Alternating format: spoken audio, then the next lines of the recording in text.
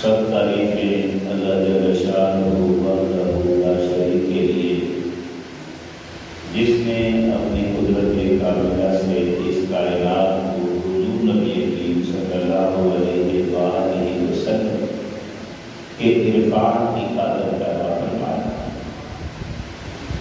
بے شمار درود حضور نبی کریم صلی اللہ علیہ وآلہ وسلم کی ذات اقدس کی خاطر، جن کی ذات اقدس اس کائنات کی تخلیق کا باعث ہے۔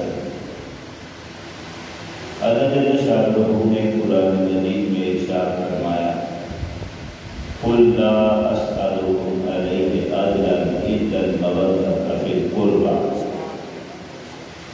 اے حبیب مکرم صلی اللہ علیہ وسلم، آپ ان سے کہتے کہ میں اس دین کو پہنچانے میں تم سے کسی اجرت کا طلبگار نہیں ہوں، صرف تم سے اتنا چاہتا ہوں کہ میری قرابت سے محبت کرو۔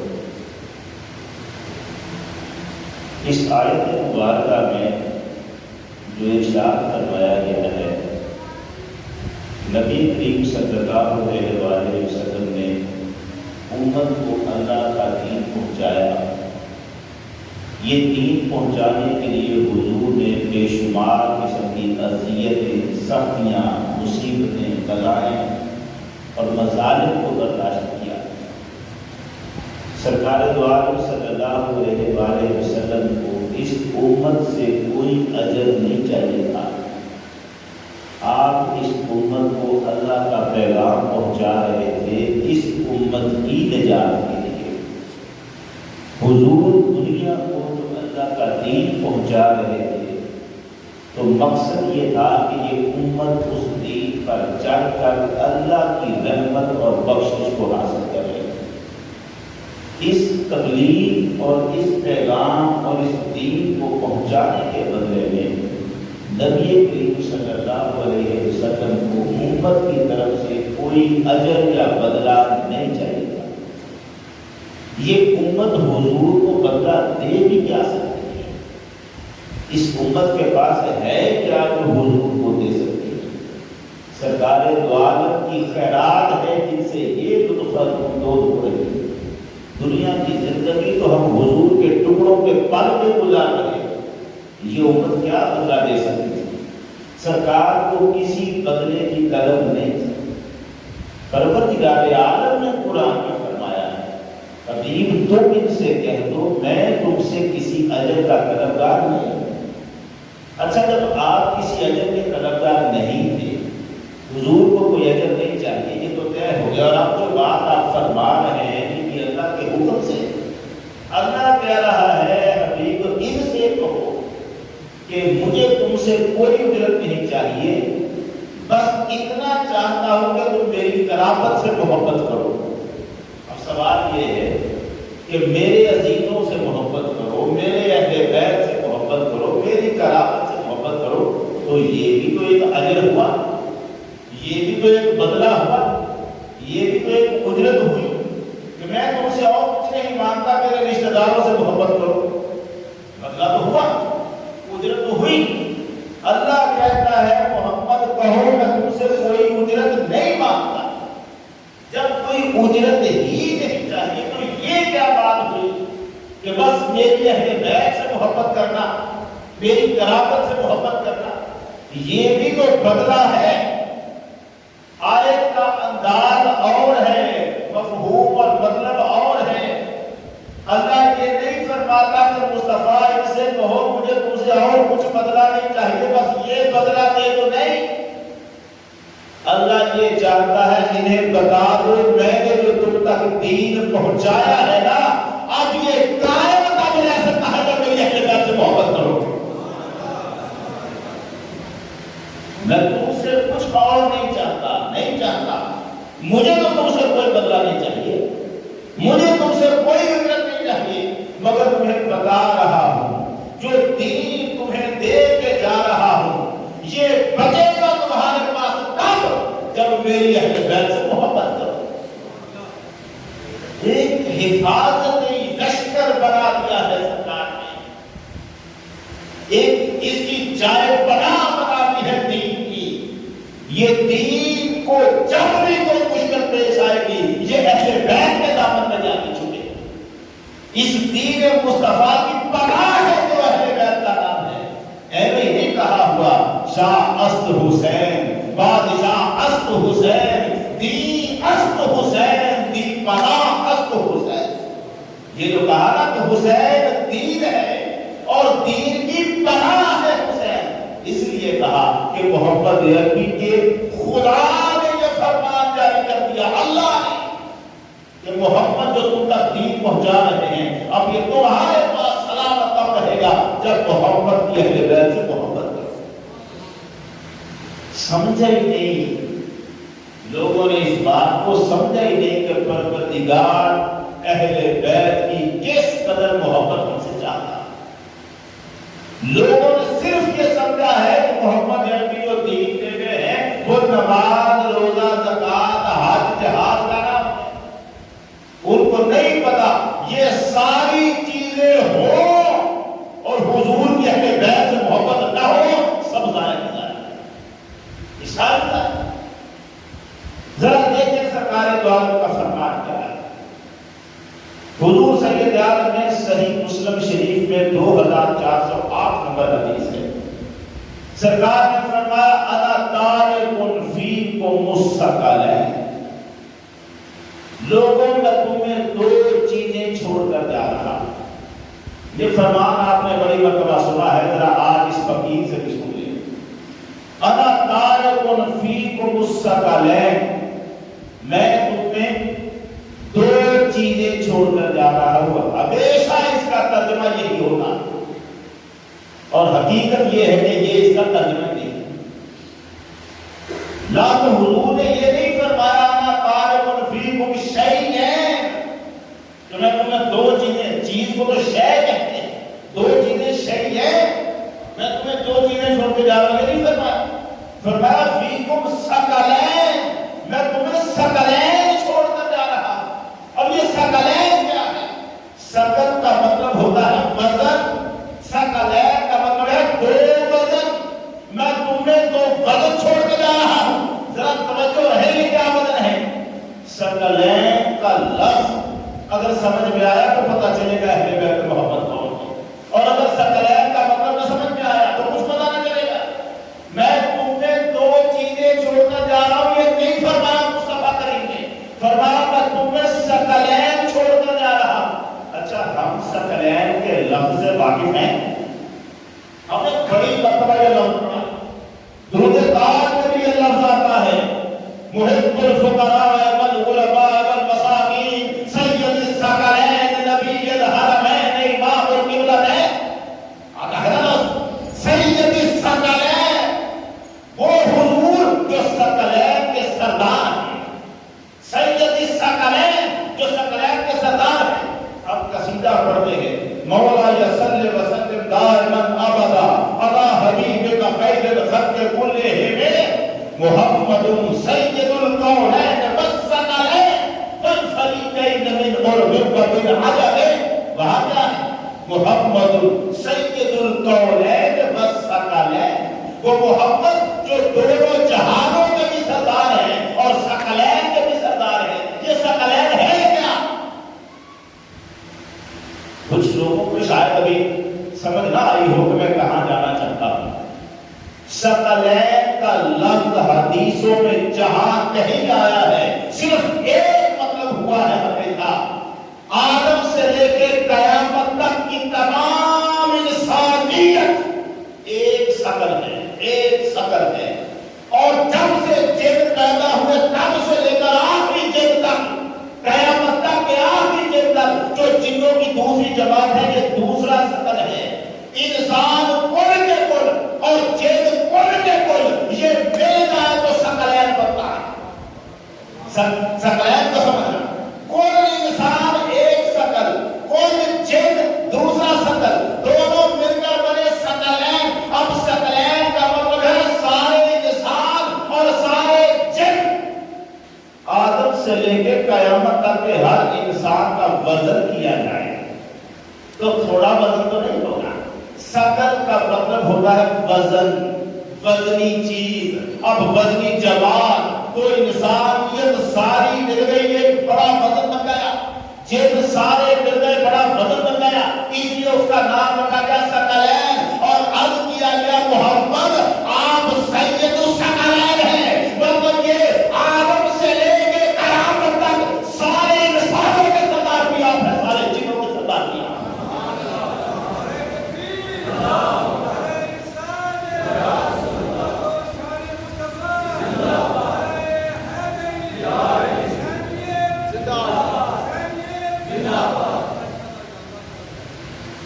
توجہ رکھنا، آج ذرا ہمارا مرحلہ نازک ہے جہاں ہم نے جانا۔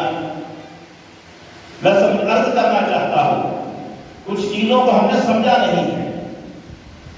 ثقلین کا مطلب تھا دو وزن، جب آدم سے لے کے قیامت تک کے سارے انسان گرے تو ایک وزن، پیدائش سے لے کے آخری جن تک ایک جماعت بنی تو دوسرا وزن، یہ دونوں ہو گئے مل کے ثقلین۔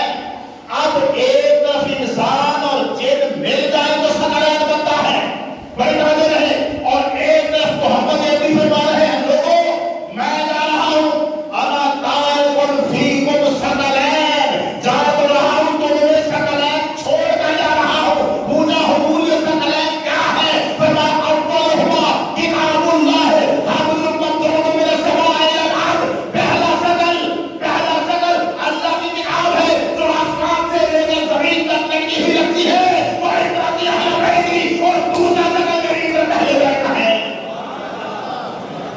کس کو کہا اہل بیت کو؟ ثقلین کس کو کہا؟ سرکار نے فرمایا قرآن اور اہل بیت یہ ہے ثقلین، قرآن اور اہل بیت یہ ہے ثقلین۔ اچھا پہلے کیا ہے؟ ایک طرف لفظ ثقلین کا مطلب ہے کل انسان اور کل جن، ثقلین، اور ادھر حدیث میں کہا قرآن اور میری اہل بیت یہ ہے ثقلین، تو کیسے فیصلہ ہوگا؟ مطلب یہ تھا کل انسان اور کل جن ترازو کے ایک پلڑے میں رکھ، اور محمد کی اہل بیت دوسرے پلڑے میں رکھتے۔ کل انسانوں اور جنوں کو ترازو کے ایک پلڑے میں رکھ، محمد کی اہل بیت کو دوسرے پلڑے میں رکھ، وزن محمد کی اہل بیت کا زیادہ ہوگا۔ قرآن اور اہل بیت کا وزن کل انسانیت اور کل جنوں سے زیادہ ہوگا۔ کیا مقابلہ ہے اہل بیت محمد کا؟ کیا مقابلہ ہے؟ لفظوں پہ غور کرنا ہے۔ فرمایا میں تمہیں ثقلین چھوڑ کے جا رہا ہوں، دو وزن چھوڑ کے جا رہا ہوں۔ پہلا وزن یہ ہے کتاب اللہ کی۔ سرکار نے فرمایا اس کتاب کو تھام کے رکھو، بس دم سے منہ میں ہی جڑے رہو، اس کے ساتھ چمٹے رہو۔ اذکرکم اللہ فی اہل بیتی، اذکرکم اللہ فی اہل بیتی، اذکرکم اللہ فی اہل بیتی۔ گنی تھی دو، ایک قرآن اور ایک اہل بیت۔ قرآن کے بارے میں صرف اتنا کہا اسے تھام کے رکھنا، اور اہل بیت کے بارے میں کیا کہا؟ میں تمہیں اہل بیت کے بارے میں اللہ یاد کراتا ہوں، لوگوں میں تمہیں اللہ یاد کراتا ہوں میری اہل بیت کے بارے میں، لوگوں میں تمہیں اللہ یاد کراتا ہوں اہل بیت کے بارے میں۔ قرآن کے بارے میں بات کی تو ایک مرتبہ، اہل بیت کے بارے میں بات کی تو 3 مرتبہ۔ جس کے بارے میں ایک مرتبہ کہا اس کی تو صبح و شام کی دعوت کرو، اور جس کے بارے میں محمد نے 3 مرتبہ کہا اسے بھولے رہو۔ ایک مرتبہ قرآن کے بارے میں بات کی، وہ صبح و شام کی دعوت ہو، اور جس کے بارے میں سرکار نے 3 مرتبہ فرمایا میں تمہیں اہل بیت کے بارے میں اللہ یاد کراتا ہوں، اللہ یاد کراتا ہوں، اللہ یاد کراتا ہوں، اس اہل بیت کو بھولے رہے۔ ہمیں پتہ نہیں چلا اہل بیت کون ہے۔ ادھر محرم کا آغاز ہوتا ہے اور ادھر یزیدی اپنے سر اٹھا کے کھڑے ہو جاتے ہیں۔ ایک ہی نکتہ پرسوں مجھے ایک شخص نے کہا، اس نے کہا جناب کوئی ایسی روایت ہے کہ واقعہ کربلا سرے سے ہے ہی کوئی واقعہ نہیں ہے؟ میں نے کہا کیا مطلب؟ اس نے کہا میں ایک عالم کو سن رہا تھا یوٹیوب پہ، وہ یہ کہتے ہیں کہ امام حسین اپنے گھر والوں کے ساتھ کہیں جا رہے تھے سفر میں، اور رستے میں کچھ مباش لوگ ایسے ہی پھر رہے تھے کھوٹے ٹائپ، انہوں نے بس امام حسین کو اکیلا سفر دے کے مار دیا۔ نہ کوئی یزید، نہ یزید کی فوج، نہ کوئی لشکر، کوئی ایسا تو سلسلہ ہی نہیں ہے، یہ تو چند جو بوڑھے لوگ تھے وہ راستے میں حسین کو اکیلا دے کے مار گئے۔ کربلا کا تو کوئی وقوع ہی نہیں ہوا۔ کس طرح سے امت کے ذہن سے نکالا جا رہا ہے جو ظلم ہم نے اہل بیت پہ کیا، جو ظلم مسلمانوں ہی کے ہاتھوں سے اہل بیت پر ہوا، اب اس کو مٹانے کے لیے کیا کیا کیا ہے پتہ نہیں ہے اہل بیت کیا ہے۔ ترمذی شریف 3788 نمبر حدیث، حضور نے ارشاد فرمایا انی تارک فیکم ما تمسکتم بہ لن تضلوا بعدی، لوگوں تمہیں چھوڑ کے وہ جا رہا ہوں، اگر تم اس کو تھامے رکھو گے نا تو کبھی گمراہ نہیں ہوگے۔ اس کا مطلب کیا تھا کہ جب تم نے ان کو چھوڑا تو گمراہ ہو جاؤ گے، تھامے رکھو گے تو گمراہ نہیں ہوگے۔ پوچھا کیا؟ فرمایا ایک تو ہے اللہ کی کتاب اور دوسری میری اطلاع کرتے ہیں۔ ان کو تھامے رکھو گے تو گمراہ نہیں ہوگے، اس کا مطلب چھوڑا تو تم گمراہ ہو جاؤ گے۔ ان میں سے ایک دوسری سے زیادہ عظمت والی ہے، ایک دوسری سے زیادہ عظمت والی ہے۔ اللہ کی کتاب وہ اللہ کی رسی ہے جو آسمانوں سے زمین تک لٹک رہی ہے، اور میری فطرت ہے لن يتفرقا حتى يردا نهر الحوض۔ اس جملے میں بات توجہ کریں، یہ قرآن اور میری اہل بیت کبھی جدا نہیں ہوں گے یہاں تک کہ قیامت والے دن میں حوض کوثر پر کھڑا ہوگا، وہاں بھی اہل بیت اور قرآن اکٹھے میرے پاس آ رہے ہوں گے، اکٹھے۔ اس کا مطلب کیا ہے؟ اس کا جملے کا مطلب یہ تھا قیامت تک اہل بیت جو قرآن سے جدا نہ ہوگا، قرآن اہل بیت سے جدا نہیں ہوگا۔ قرآن کی کوئی بات اہل بیت کے خلاف نہیں ہوگی اور اہل بیت کا کوئی عمل قرآن کے خلاف نہیں ہوگا۔ جب حضور یہ تصدیق کر گئے کہ اہل بیت محمد کا کوئی عمل قرآن کے خلاف نہیں ہو سکتا، اب کوئی کہے حسین کو غلطی لگ گئی، کوئی کہے حسین نے بغاوت کر دی، تو ان جاہلوں کو کیا پتا کہ محمد کے دین کی منشا کیا ہے؟ حضور کی اہل بیت قرآن سے جدا نہیں ہو سکتی۔ اور پھر فرمایا فانظروا کیف تخلفون فیہما، اب غور کر لو میرے بعد تم نے ان کے ساتھ کیا کرنا ہے، دھیان رکھنا میرے بعد ان کے ساتھ تم نے کیا کرنا۔ یہ پکی تاکیدیں کیوں کی جا رہی تھی؟ یہ پکی تاکیدیں اس لیے کی جا رہی تھی، سرکار کی نگاہ دیکھ رہی تھی یہ امت اہل بیت کے ساتھ کیا رویہ رکھنے والی ہے، کیا رویہ رکھنے والی ہے یہ امت، ہمیں پتہ نہیں ہے۔ میں ایک حدیث ساری زندگی آپ پڑھتے آئے ہیں، سنتے آئے ہیں اور بڑے ہم اس پر نعرے پہ لگاتے ہیں، مطلب اس کا شاید ہم نے کچھ غور نہیں کیا۔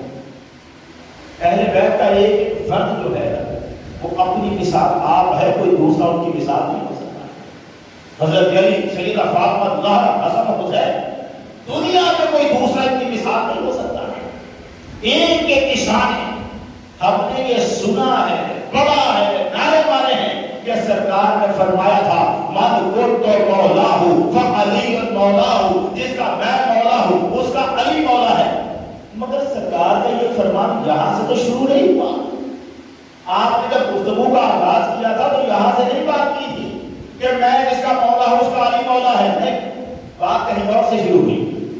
میں ذرا آپ کی توجہ چاہوں گا، اگر ویسے تو کچھ لوگوں کا مزاج ہوتا ہے، تھکے ہوئے بھی ہوتے ہیں، کاروبار کا بھی مسئلہ ہوتا ہے، کچھ کو نیند بھی آ سکتی ہے، مگر آج میری خاص درخواست ہوگی کہ اپنی نیندیں ذرا چھوڑ کے میں اس مرحلے پہ جانا چاہتا ہوں، وہاں تک مجھے آرام سے جانے دیجیے گا۔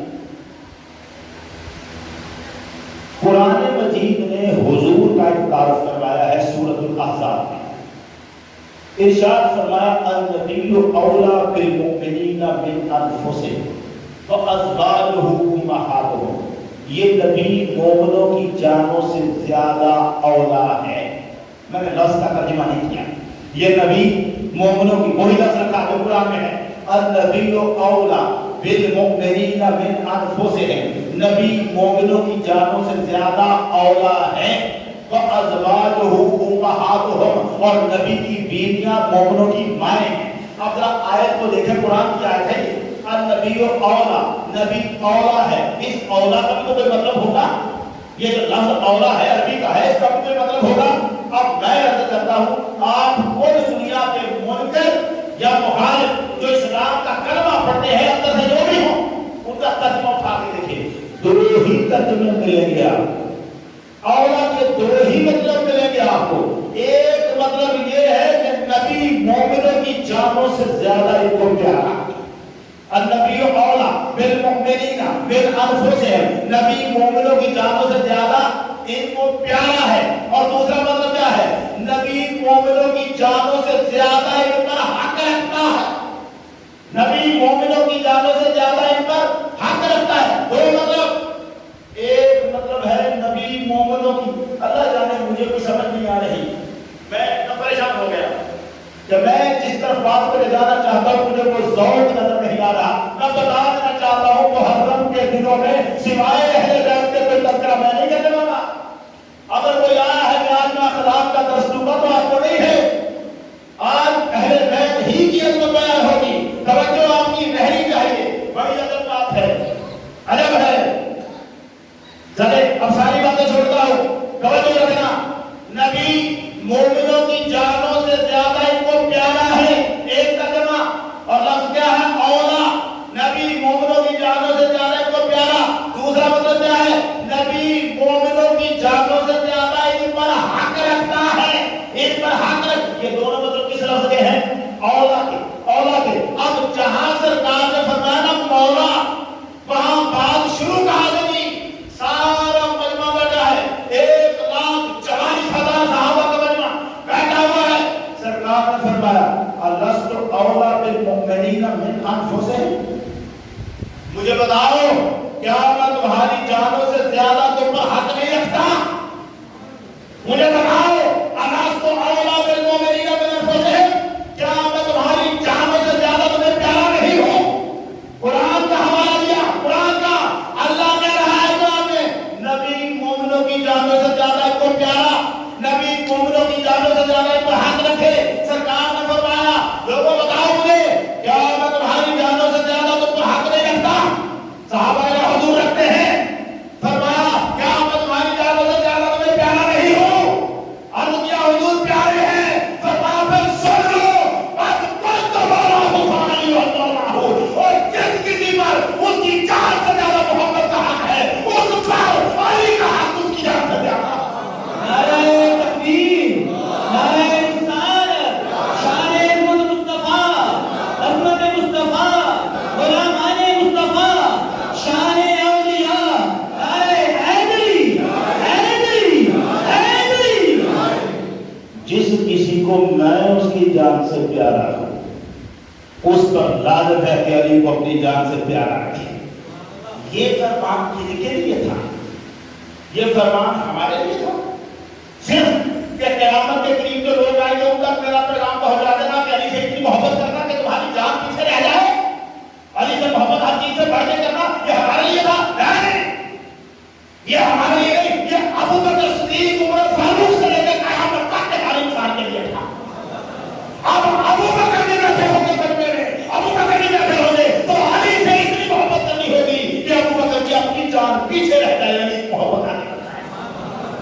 ابو بکر کی بھی لازم ہوگا کہ علی سے محبت اتنی زیادہ کرے کہ اپنی جان سے اتنی محبت نہ کرے جتنی علی سے کرے۔ عثمان، بلال، جتنے نام گن لو ہر ایک پر لازم ہے، اس مجمع میں بیٹھا ہوا ہر ایک پر لازم ہے علی کا حق ان پر، ان کی جانوں سے زیادہ، علی کی محبت ان سے پمن کے نزدیک ان کی جانوں سے زیادہ۔ علی کوئی چھوٹا سا نام نہیں ہے، سرکار نے جو اعلان کیا ہے بہت بڑا نام ہے۔ اب میں جو اگلی حدیث سنانے لگا ابھی آپ نے سنی کم ہوگی، کم سنی ہوگی، اور سنائی اس لیے نہیں جاتی ہمارے یہاں مصیبتیں بڑی ہیں، ہمارے یہاں تو بڑی مصیبت ہے نا، اگر علی کی شان بیان کرو تو شیعہ یا یہ ظلم ہے، یہ ظلم۔ اور میں ایک جلسے میں شان صدیق اکبر بیان کرنے گیا، شان صدیق اکبر، اور راستے میں جاتے ہوئے مجھے پتا کہہ رہا ہے جناب یہاں کچھ لوگ ہیں وہ کہتے ہیں کہ پروفیسر صاحب تو شیعہ ہے۔ میں نے کہا بس اعلان کرو مسجد میں کہ کوئی شیعہ دنیا سے وہ بھی لاؤ جو ابو بکر کی شان بیان کرتا ہے۔ میں شان ابو بکر بیان کرنے آیا ہوں اور مجھ کو فتویٰ پہلے سے کہا رکھا ہے یہ شیعہ۔ بڑیانے کی مسجدوں میں یہاں ایک بندہ وضو کرتے ہوئے پوچھ رہا ہے کسی سے کہ پروفیسر صاحب کب آئیں گے مسجد میں؟ کہنے والے کہا وہ اس مسجد میں نہیں ملا والی مجمع پڑھاتے ہیں، تو تم نے کیا کرنا ہے پوچھ کر؟ کہنے لگا میں تو ان کے پیچھے جمعہ پڑھ گیا ہوں۔ کہنے لگا کیا کرنا ہے؟ وہ پروفیسر صاحب تو اولیاء اللہ کے مستحق ہیں، ان کے پیچھے جمعہ پڑھنے جا رہا۔ اندازہ کرو کیا سمجھائے ہم اور کیا سمجھے کوئی؟ اگر کسی ڈبہ پی کی شان میں گستاخی ہو تو ہم ولیوں کے گستاخ، وہ داتا علی حجویری کی جوتے اٹھا کر ہم سر پہ رکھ کے بیٹھے ہوئے، ان کے ٹکڑوں پہ تو ہم ڈال رہے ہیں، ہم ولیوں کے گستاخ ہیں، تو پھر دفاع کرنے والا کون ڈالے گیا تھا؟ شان ولیوں کو تو ہم ڈالے کے رہے۔ سوال ہے اہل بیت کا ذکر کیا تو شیعہ، تو ابو بکر صدیق اور عمر فاروق، میرے ساتھ مدینہ منورہ میں یہ ہوا، مدینہ منورہ اپنے کالج میں جب محرم کو میں چھٹی کر بیٹھا تو کالج کے کچھ اساتذہ نے کہا یہ شیعہ ہے، اسے پتا تھا آج عمر فاروق کا دن ہے، اگر میں کالج گیا تو مجھے عمر فاروق کی شان میں تقریر کرنی پڑے گی، نہیں جایا کالج، نہ میں کالج جاتا ہوں نہ عمر کی شان میں تقریر کرنا۔ میرے کالج نہ جانے پر فتویٰ لگا دیا شیعہ ہے۔ میں نے کہا بھائی پھر اب میں 9 اور 10 محرم کو بھی چھٹی کر دوں گا۔ اس دن کیا تھا یہ وہابی ہے اس لیے کالج نہیں آیا، اسے ڈر تھا اگر آؤں گا تو حسین کی شان میں تقریر کرنی پڑے گی۔ تقریر تو میں نہیں کرنی تھی۔ عجب عجب انداز ہے، میں یہ باتیں اسی لیے کر رہا ہوں، حق وہ ہے کہ ابو بکر صدیق اور عمر فاروق کے خلاف اگر کسی کے ذہن میں بھی بات آ جائے، خدا کی قسم اس کے ساتھ بیٹھ کے کھانا کھانا پسند نہیں کرتا۔ کسی کے ذہن میں بھی بات آ جائے اس کے ساتھ بیٹھ کے ہم کلام کرنا پسند نہیں کرتے۔ ہم صحابہ کے نوکر ہیں، غلام ہیں۔ مگر یہ کیا کہ اہل بیت کی شان بیان کریں تو ہم شیعت کے فتوے؟ اس وقت ہمیں جانا ہے اہل بیت سے محبت کرنا یہ ایمان کا حصہ نہیں، اہل ایمان ایمان ہے۔ اب سننا جو میں حدیث سنانے والا ہوں اللہ کی قسم بہت ساروں نے نہیں سنی ہوگی، نہیں سنی ہوگی، اور جنہوں نے نہیں سنی ان کے لیے تو بڑا تحفہ ہوگا، اور جنہوں نے سن رکھی ہے ان کے دل سے پھر یاد تازہ ہو جائے گی، یاد تازہ ہو جائے گی۔ سرکار دو عالم نے ارشاد فرمایا، مجموع الزوائد میں علامہ حیثمی نے نقل کیا ہے حدیث کو 14,752 نمبر حدیث۔ حضور سید عالم نے ارشاد فرمایا، حضرت علی کو خطاب کیا، علی لولا ان یقول فیک طوائف من امتی بما قالت النصارى فی عیسی ابن مریم لقلت فیک اليوم مقالہ۔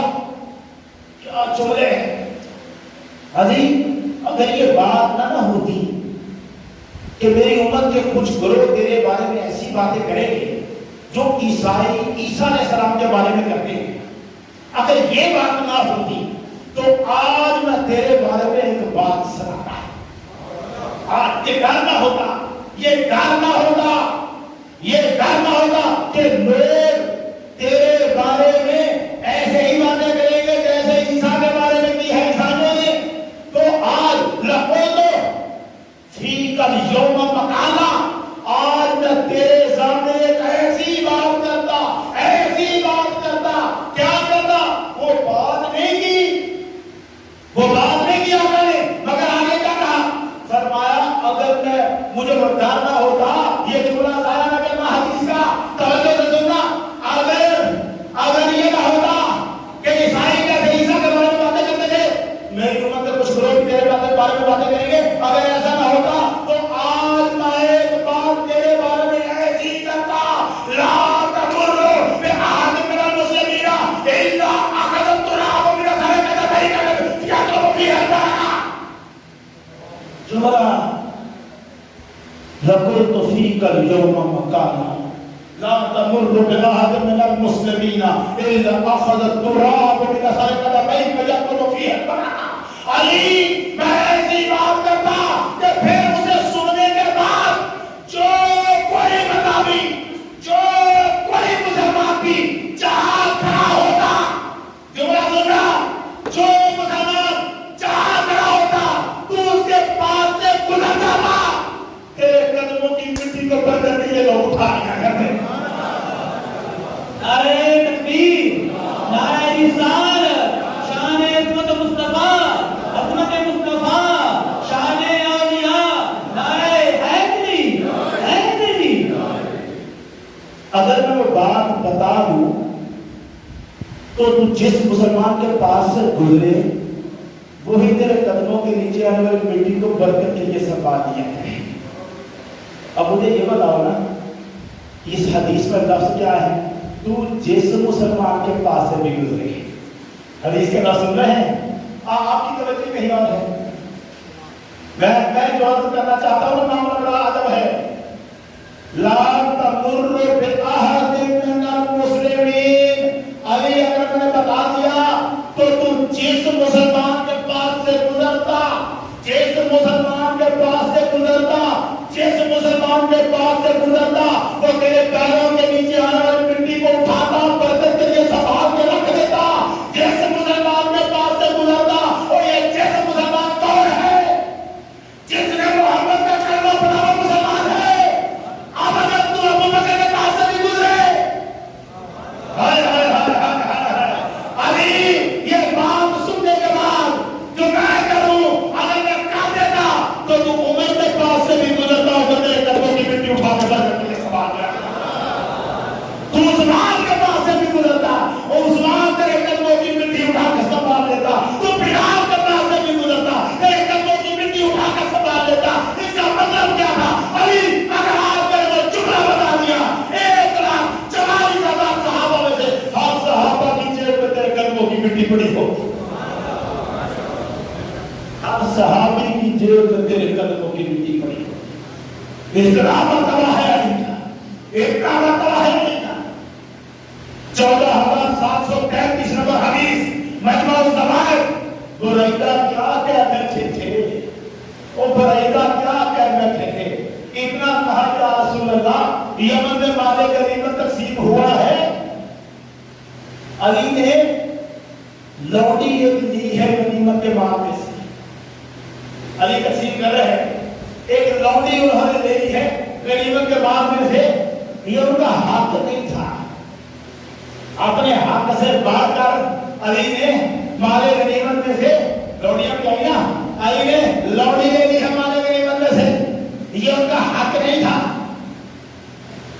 اتنا کہہ بیٹھے اور روایت کہتی ہے سرکار دو عالم کا چہرہ مبارک جلال سے سرخ ہو گیا. علی کے بارے میں گفتگو علی کے بارے میں گفتگو. پھر سرکار دو عالم نے اکٹھا کیا صحابہ اور آپ کے ارشاد فرمانے لگے ما بال اقوام ینتقصون علی کا. لوگوں کو کیا ہو گیا ہے علی کی شان میں کمی کرنے کی کوشش کرتے ہیں. یہ کون کر رہا تھا؟ جس نے بات کی ہے وہ بھی صحابی رسول ہے. اور سرکار کیا فرما رہے ہیں؟ لوگوں کو کیا ہو گیا ہے علی کی شان میں کمی کرنے کی کوشش کرتے ہیں. اگلا جملہ سننا میں کیوں وہابی نہیں ہوں یہ جواب ہے اس کا. علی کی شان میں کمی کرنے کی کوشش. سرکار نے فرمایا لوگوں کو کیا ہو گیا ہے علی کی شان میں کوشش کرنے کی کمی کرنے کی کوشش کرتے ہیں. من تنقص علی فقط تنقص بی. اور جس نے علی کی شان میں کمی کرنے کی کوشش کی اس نے خود محمد کی شان میں کمی کرنے کی کوشش کی.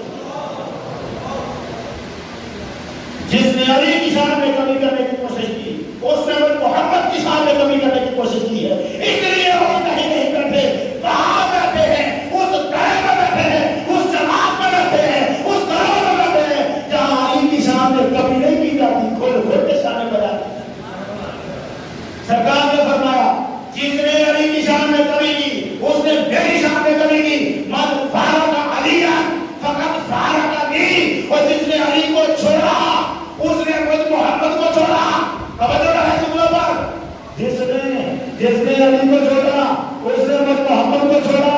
خلق علی من طینۃ، علی اسی مٹی سے بنایا گیا ہے جس سے محمد بنایا گیا. کیا بولے یاد بات پتہ کر رہا بندہ صحابی ہے. صحابی کہہ رہا ہے حضور علی نے حق سے زیادہ لیا اور اس پر سرکار کیا فرما رہے. علی کی شان میں نقص، علی کی شان میں کمی. جس نے علی کی شان میں کمی کرنے کی کوشش کی اس نے مجھ محمد کی شان میں کمی کرنے کی کوشش کی. اور جس نے علی کو علی سے رشتہ توڑا، من فارق علی فقط فارقنی، اور جو علی سے جدا ہوا وہ مجھ سے جدا ہوا. خلق علی من طینۃ، علی اسی مٹی سے بنایا گیا ہے جس مٹی سے میں محمد بنایا گیا ہوں. خلق تو من طینۃ ابراہیم، میں اسی مٹی سے بنایا گیا ہوں جس سے ابراہیم بنایا گیا. میں اسی مٹی سے بنایا گیا ہوں. اس کا مطلب کیا ہے؟ تین بندے ایک ہی مٹی سے بنے ہیں، علی محمد اور ابراہیم علیہ السلام ایک ہی مٹی سے بنے ہیں. میں اسی مٹی سے بنایا گیا ہوں جس سے ابراہیم علیہ السلام بنائے گئے ہیں بعد کی سرکار دو عالم میں. اور ساتھ خطاب صحابہ سے تھا، کر کے خطاب صحابہ سے ہمیں گفتگو جاری ہے. دوران گفتگو بریدہ کو دیکھا جس نے شکایت کی تھی، اما علمت یا بریدہ، بریدہ تمہیں پتا نہیں ان علی اکثر من الجاریہ التي اخذت، علی نے جو لونڈی لی ہے وہ تو بڑا کم لیا ہے، اس نے اس کا حق تو اسے نہیں کیا دینے کا. تو لونڈی کی بات کر رہا ہے، اور جس کا حق جانوں سے زیادہ ہو، حق جانوں سے زیادہ ہو. فرمایا علی کا حق زیادہ تھا لینے کا، اس نے جو لیا وہ تو کم لیا ہے. بریدہ کہتے ہیں میں پریشان ہو گیا کہ سرکار اتنے جلال میں آ گئے. میں نے عرض کیا بالصحبت یا رسول اللہ، حضور آج تک میں آپ کی سنگت میں رہا ہوں، آج تک میں آپ کے قدموں میں رہا ہوں، میں جو صحبت کا واسطہ دیتا ہوں آپ کو. الا بسط یدک، حضور اپنا ہاتھ بڑھائیے. فبایعت بالاسلام کبیرا، سرکار میری بیعت قبول کیجیے، میں نئے سرے سے مسلمان ہونا چاہتا ہوں. نعرہ تکبیر، نعرہ رسالت، نعرہ حیدری، نعرہ حیدری. فبایعتنی علی الاسلام جدیدا، میں نئے سرے سے اسلام پر بیعت کرنا چاہتا ہوں. کس بات پر؟ علی کے خلاف شکایت کی، سرکار نے علی کی فضیلت بیان کی. صحابی کو ڈر لگ گیا میں کہیں ایمان سے باہر نہ نکل گیا. صحابی نے کہا حضور ہاتھ بڑھائیے، میں صحبت کا واسطہ دیتا ہوں تو آپ کے ساتھ رہیے، ہاتھ بڑھائیے اور مجھے موقع دیجیے کہ میں نئے سرے اسلام پر بیعت کروں. اس کا مطلب کیا تھا؟ میں نئے سرے سے مسلمان ہو جاؤں. محمد نے اپنا ہاتھ بڑھا دیا، لے کر لے گئے. اس کا مطلب کیا تھا؟ آپ فرما دیتے نا، آپ فرما دیتے بریدہ کوئی بات نہیں، وقت سمجھانا تھا کہ علی کے خلاف شکایت نہ کر، سمجھانا تھا. کوئی بات نہیں، مسلمان تو ہے، نئے سرے سے بیعت کرنے کی ضرورت کیا ہے؟ مسلمان تو ہے. نہیں فرمایا. کوئی کہا حضور میں نئے سرے سے بیعت کرنا چاہتا ہوں، فرمایا کر دے، کر لے. اور جملہ سمجھو، فرمایا کر لے. اس کا مطلب کیا تھا؟ حضور بتانا چاہتے تھے جس کے دل میں علی کے خلاف شکایت آ جائے اس کا اسلام باقی نہیں رہتا، اس کا اسلام باقی نہیں رہتا، ایمان ختم پڑ جاتا ہے. علی ایسا مسئلہ نہیں ہے. علی وہ ہے جسے سرکار نے فرمایا ہے لحموں کا لحمی، دموں کا دمی. علی تیرا گوشت میرا گوشت ہے، تیرا خون میرا خون ہے. علی کی رگوں میں دوڑے تو خون علی کا نہیں، محمد کا خون ہے.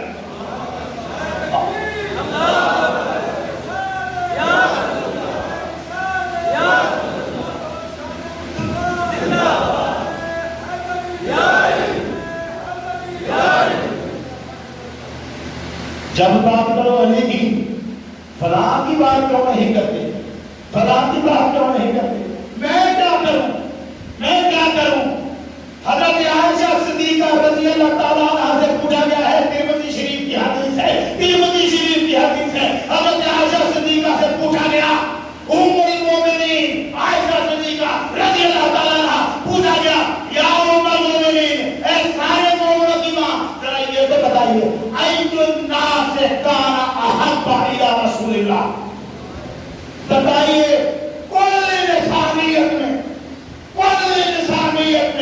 محمد کو سب سے زیادہ پیارا کون تھا؟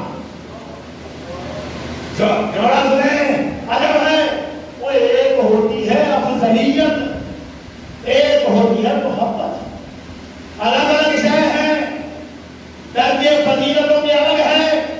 صحابہ میں سب سے افضل ابو بکر صدیق ہے، افضلیت الگ ہے، بات افضلیت کی نہیں ہو رہی، بات محبت کی ہو رہی ہے۔ میں نہیں کر رہا، ترمذی شریف حدیث کی کتاب ام المؤمنین عائشہ صدیقہ فرما رہی ہیں، کیا فرمایا ہے؟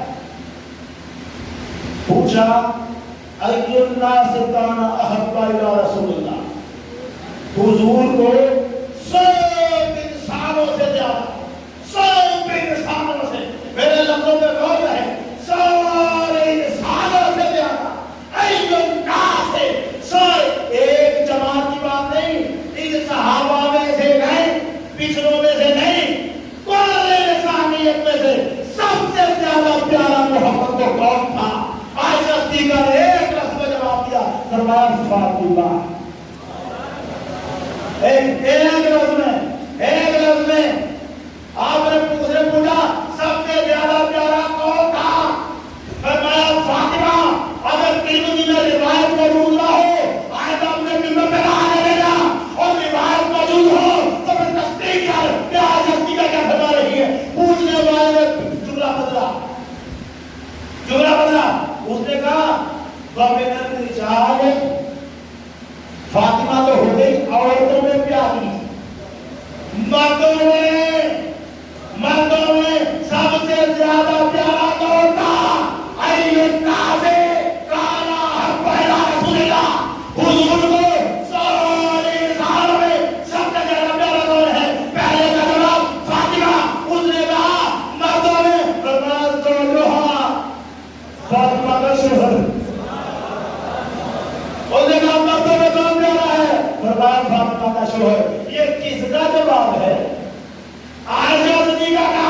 وہ عائشہ صدیقہ رضی اللہ تعالیٰ عنہا سلام اللہ علیہا عقیدہ کیا دے رہی ہیں؟ محمد عربی کو سب سے زیادہ پیارے دو ہیں، عورتوں میں سیدہ فاطمہ اور مردوں میں مولا علی۔ سب سے زیادہ پیارا وہ علی ہے، یا مجھے پتا اگر حضور کو سب سے زیادہ پیارے علی ہیں تو کس کی سنت پہ چل رہا ہے؟ کس کی سنت پہ چل رہا ہے؟ سب سے زیادہ پیار علی سے کرے گا تو سنت مصطفیٰ پوری ہوگی۔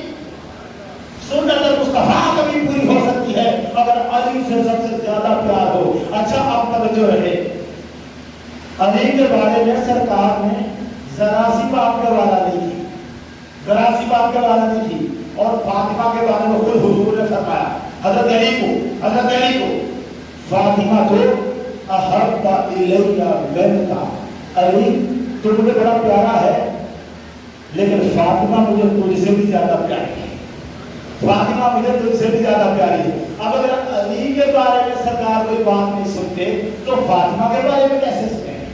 سیدہ فاطمہ الزہرا کے خلاف اگر کوئی بات کر دے مذہب مصطفیٰ پر کیسے بات آئی؟ ایک چھوٹی سی غلط فہمی دور کرنا چاہتا ہوں۔ بڑے بغلے بجا کے کچھ لوگ کچھ حدیثیں پیش کرتے ہیں۔ بخاری شریف میں ایک حدیث ہے، یہ توجہ سے سن لیجیے گا۔ حدیث یہ ہے کہ حضرت علی نے ابو جہل کی بیٹی کے لیے نکاح کا پیغام بھیجا، میں نکاح کرنا چاہتا ہوں، کس کے ساتھ؟ ابو جہل کی بیٹی کے ساتھ۔ یہ کس نے پیغام بھیجا؟ حضرت علی نے۔ حضرت فاطمہ گئی حضور کے پاس، کہا یا رسول اللہ، لوگ یہ کہہ رہے ہیں، باتیں کر رہے ہیں کہ محمد کو اپنی بیٹیوں کی وجہ سے کوئی غصہ نہیں آتا۔ ابھی ابو جہل کی بیٹی سے شادی کرنا چاہتا ہے، میرا دامن ہے۔ لوگ کہتے ہیں محمد کو اپنی بیٹیوں کی وجہ سے کوئی غصہ نہیں آتا۔ اس پر سرکار دو عالم نے ارشاد فرمایا، لوگوں کو اکٹھا کر کے فرمایا، لوگوں فاطمہ کو بدر بنت، فاطمہ میرے جگر کا ٹکڑا ہے، جس نے فاطمہ کو اذیت دی اس نے مجھے اذیت دی۔ اچھا بات تو آپ نے سن لی، لیکن یہاں سے ایک سوال نہیں ذہن میں آتا، کہ نبی کی بیٹی فاطمہ علی کے گھر میں ہو اور علی پیغام رشتے کا بھیجے ابو جہل کے گھر؟ میرا خیال ہے یہ بات سمجھ میں نہیں آئی آپ کو. آپ کو نہیں سمجھ، بڑے بڑوں کو نہیں سمجھ میں آئی. بڑے بڑے ہیں جو اس سے پھسل گئے. بخاری شریف کا جو نام تھا کیا کرتے؟ بخاری شریف میں آیا تھا علی نے پیغام بھیجا ابو جہل کی بیٹی کے رشتے کے لیے. مسلمان ہو چکی تھی بیٹی، اس کے ابو جہل کے بیٹے بھی مسلمان ہو چکے تھے. ان کو پیغام بھیجا، ابو جہل کے مرنے کے بعد کی بات ہے. پیغام بھیجا میں شادی کرنا چاہتا ہوں. اس پر غیرت تھا کہ سیدہ فاطمہ حضور کے پاس آئی اور یہ مسئلہ ہوا. اب سوال یہ ہے حضور نے کیا ارشاد فرمایا؟ جس نے فاطمہ کو اذیت دی اس نے مجھے اذیت دی. اگر علی ابو جہل کی بیٹی سے شادی کرنا چاہتا ہے تو پہلے میری بیٹی فاطمہ کو طلاق دے. اس جملے کا مطلب سمجھتے ہیں کیا ہے؟ اس کا مطلب ہے علی جو کر رہے تھے اس سے سیدہ فاطمہ کو اذیت ہو گئی. ایسا ہی علی کو کام کر رہے تھے جو سیدہ فاطمہ کو تکلیف دے رہا تھا. مجھے پتہ نہیں، اللہ بہتر جانتا ہے معاملہ کیا ہے. میرے دل کو آج تک یہ بات نہیں لگی کہ محمد کی بیٹی فاطمہ علی کے گھر میں ہو اور علی کو آگے بھی کسی اور کے رشتے کی طرف ہو. علی ابھی بھی ابو جہل یا کمال ہے کتابوں کا. سیدہ فاطمہ جنت کی حور ہے، مقابلہ نہ کر سکے جس فاطمہ کا. وہ بیٹی محمد عربی کی کوئی کمر چاند بھی جس کا حسن کے سامنے کوئی چھا نہیں ہے. سیدہ فاطمہ حضور کی شکل انور تمہارے سرکار کی شکل انور کے ساتھ وہ شابہ دیکھنے والی فاطمہ چلتی ہی تو لگتا تھا محمد رسول اللہ چلتے جا رہے ہیں. سیدہ فاطمہ لڑنے ہو اور علی کہیں اور رشتے کا پیغام دے دے، میں نہیں مانتا. روایت بخاری شریف میں ہے مگر اسی بخاری شریف میں اگلی روایت کی ہے اسی سے آگے. دوسری روایت کیا ہے؟ ابو جہل کے بیٹوں نے حضور سے آگے بات کی تھی. حضور ہم چاہتے ہیں ہماری بہن کے لیے ہمیں آپ علی کا رشتہ دے دیں. کس نے کہا؟ ابو جہل کے بیٹوں نے یا رسول اللہ ہم چاہتے ہیں ہماری بہن کے لیے آپ ہمیں علی کا رشتہ دے دیں. محمد عربی نے ممبر پہ چڑھ کے فرمایا اتنا بنی ہشام استاذنونی، یہ بنی ہشام یہ جو ابو جہل کے بیٹے ہیں یہ مجھ سے اجازت مانگتے ہیں کہ اپنی بہن کا رشتہ علی سے کرنا چاہتے ہیں. لا عذب لہو ثم لا عذب لہو ثم لا عذب لہو. میں ہرگز اجازت نہیں دیتا، میں ہرگز اجازت نہیں دیتا، میں ہرگز اجازت نہیں دیتا. لا تقتلوا بنت رسول اللہ ہے و بنت عدو اللہ ہے. اللہ کے دشمن کی بیٹی اور اللہ کے رسول کی بیٹی ایک طرح اکٹھی نہیں ہو سکتی، نہیں ہو سکتی. علی پر خواب خان تہمت دینے تھا، اے میری روایت میں بنا کے نہ سنا. وہ جو بات کسی نے کہی ہے نا عظمت یاد نبی بھول نہ جانا لوگو، دیکھنا کسی غیر کی باتوں میں نہ آنا لوگو. یہ اڑے نہیں ہے، غیروں نے بڑی کہانیاں بنائی ہوئی ہیں، بڑی کہانیاں بنائی ہوئی ہیں. امام زہری کی غلطی ہے جو بخاری شریف میں درج کر دیا کہ علی نے رشتہ مانگا تھا، علی نے نہیں مانگا. ابو جہل کے بیٹوں نے رشتہ مانگا ہے نہیں تھا اور سرکار دوارا نے صاف انکار کر دیا، میں اجازت نہیں دیتا. یا علی کے ساتھ بڑی محبت، سرکار علی کے بارے میں بات نہ سنیں اور علی سے زیادہ محبت فاطمہ الزہرا سے. فاطمہ کے بارے میں بات کیسے سنی جا سکتی ہے؟ اور فاطمہ الزہرا سے بڑھ کر محبت حسن و حسین سے. اب مجھے بتاؤ نا ذرا، اگر کوئی حسنین کو تکلیف دے گا تو اس تکلیف کو کس نے محسوس کرنا ہے؟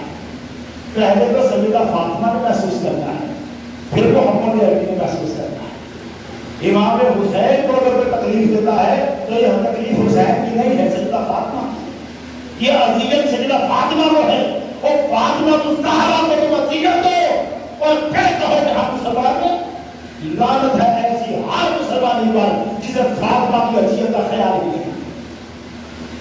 اگلے جمعہ کو انشاءاللہ ہم دیکھیں گے کہ ان حسنین کریمین کے ساتھ اس امت نے جس کو بڑا پڑھایا تھا، دیکھنا میری اہل بیت سے محبت کرنا، انہوں نے کیسے محبت کی. اللہ تعالیٰ شاد ہو ہمیں حضور کی اہل بیت سے محبت کرنے کی توفیق عطا فرمائے۔ وآخر دعوانا الحمدللہ۔